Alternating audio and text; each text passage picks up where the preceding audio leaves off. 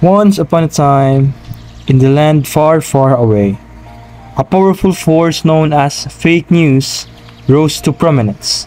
It spread quickly from person to person, leaving confusion and doubt in its wake.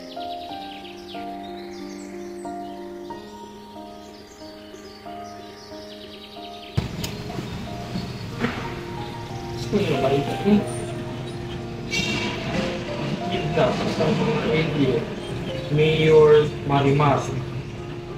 Nak, hindi ako ko yung nilililit. Hindi ako...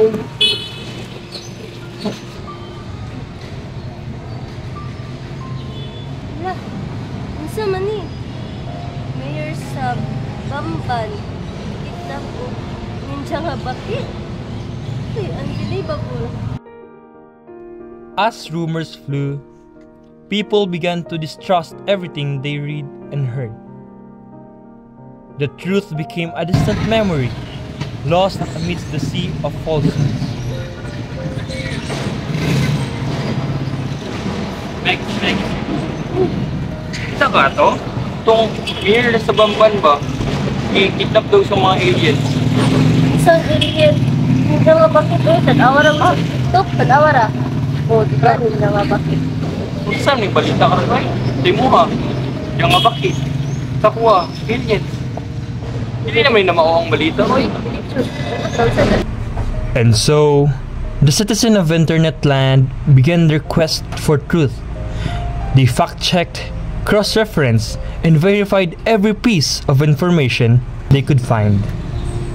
Hala, naunsa naman ni Ron eh. Maski balita, dili na makatuuhan. Paunsa na ron ni mabalaan ang tama umalik.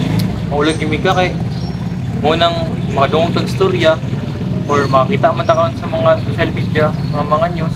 Hinanglan jud nga lagi mga natin makita ang ebidensya ba para babala na to nga tinuod yun. Oo, mga reliable gid dapat ang mga nila.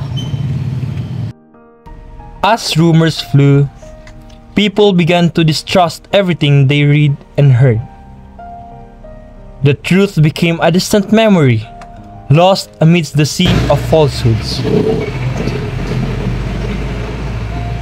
Nagkikita ang mga balita nga sa Facebook.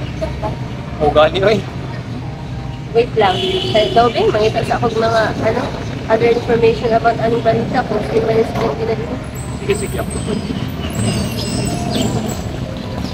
Dami ka.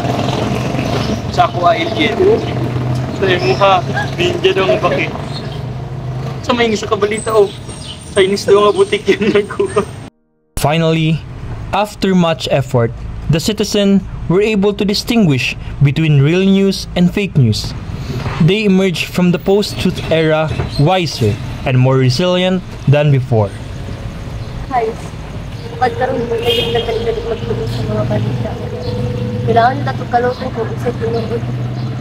Like, kailangan nila itong evidence like pictures, videos, interviews sa mga tao na involved dito o mga reliable sources para matuusog na Maulag ni.